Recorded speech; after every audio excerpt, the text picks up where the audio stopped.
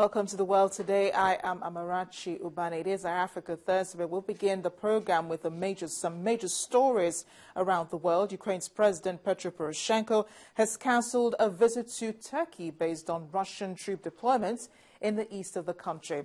His announcement comes just a day after pro-Russian rebels captured the seaside town of Novoazovsk and threatened to take a strategic port city of Mariupol. The rebels' successes constitutes the opening of a new front in the conflict. Mr. Poroshenko has called a meeting of the Ukrainian Security Council, saying that Ukraine would initiate an emergency session of the United Nations Security Council to discuss the crisis. Fierce battles raged at eastern Ukraine last night, a day after the president of Ukraine and Russia agreed to work towards a ceasefire. On the outskirts of Novoazovsk, a group of rebels are still defending on their trenches. The town has seen fierce fighting in the past week as the rebels and government forces have battled for control. The president of Ukraine and Russia have agreed to de-escalate tensions in eastern Ukraine during the meeting in Belarus on Tuesday. The Russian President Putin believes it's up to Kiev to secure a ceasefire, but the West wants Moscow to use its influence on the separatists to end their fight. But those rebels say they will not lay down their arms.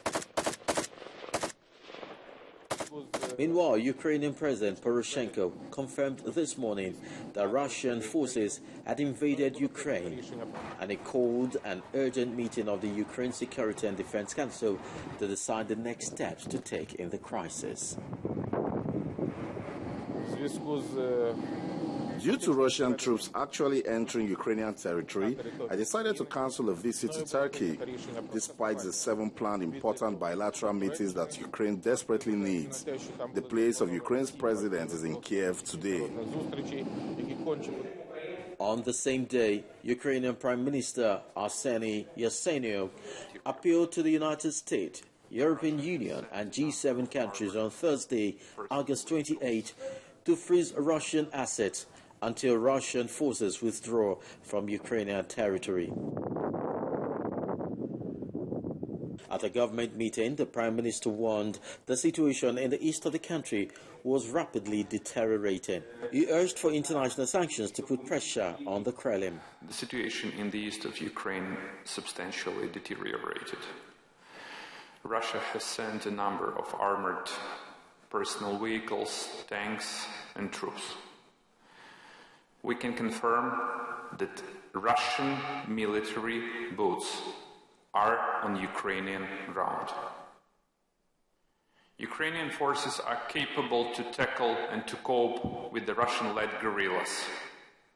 But this is quite difficult for us to fight with Russia and its army. Meanwhile, Ukraine Security and Defense Council, also in the border town of Novoazovsk and other parts of Ukraine's southeast, had fallen under the control of Russian forces who, together with rebels, were staging a counter-offensive. It said Ukrainian government forces had withdrawn from Novoazovsk to save their lives and were now reinforcing troops in the port city of Mariupol. Let's get more on this now. The VOA's Alexander Yevesky joins us from the newsroom in Washington. Yevesky, Alexander, thank you so much for joining us on The World Today. We do understand you've been with the VOA Ukraine service, so you've had your ears close to what's going on the ground. President Poroshenko and President Vladimir Putin did hold a meeting yesterday. Do we know the outcome of that meeting? Thank you for having me. So far, the outcome of that meeting, what we can see is none. Poroshenko used that meeting as a source to have a peace talk with President Putin, but no information was leaked about the results of this meeting, and they both left the country, Minsk, And what we can see now, the result was Russian troops, according to different sources, in Ukraine. But ever since Crimea became a part of Russia, became an annexation of Russia, we've seen chunks and bits and pieces of Ukraine under conflict or in conflict with the Ukrainian government. It does seem like Russia will have its way in Ukraine, doesn't it? We don't know that because the situation is very serious, and Ukrainians are calling for a meeting with countries who are in NATO. The meeting is going to be held tomorrow, and we know that Security Council of United Nations is having a meeting a couple hours later today regarding that. And it's really hard to say who's winning or who's losing, but according to President Poroshenko, situation is extraordinary, but it's controllable. Alexander, I know you probably had some fillers on the ground in Ukraine. What are the people saying in eastern Ukraine about what's going on? The reports are different. We have to understand that Ukraine is different in different regions.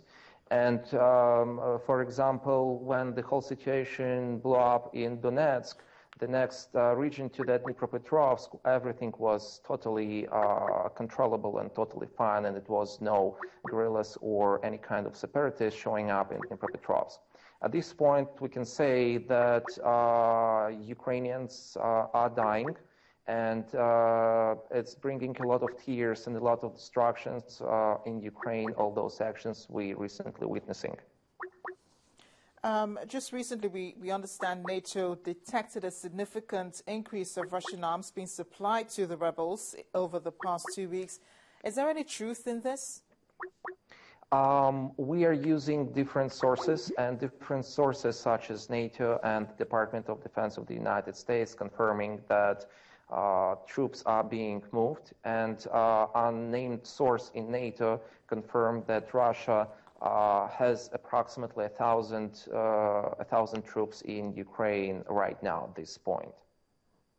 Alexander Yevesky, thank you so much for joining us. He's with the VOA's Ukraine service, joined us from the newsroom in Washington.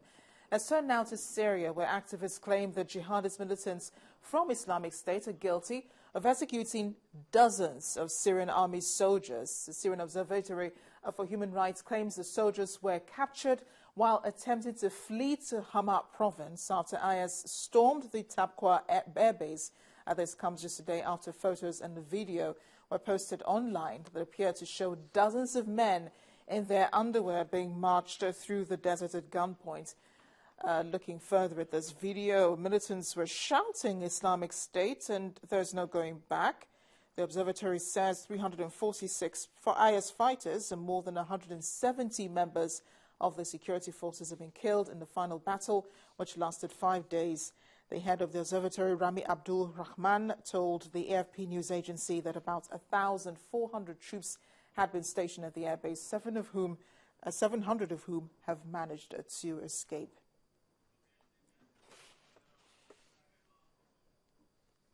Well, Scott Stearns has been monitoring the situation in Syria and IS activities in Iraq and in Syria. He joins us now from the U.S. State Department. Scott, thank you for joining us on The World Today. We do understand the President is meeting with the National Security Team today. What